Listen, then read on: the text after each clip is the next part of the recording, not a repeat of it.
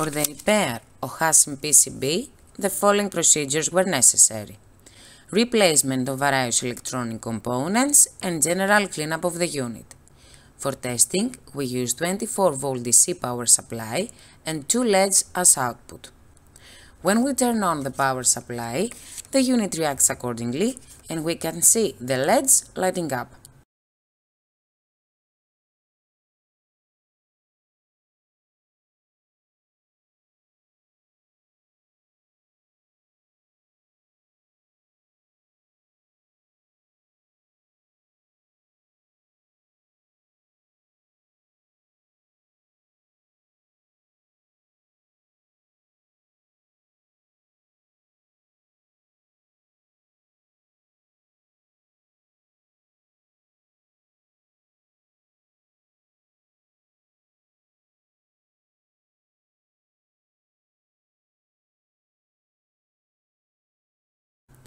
No further testing is possible due to lack of additional units.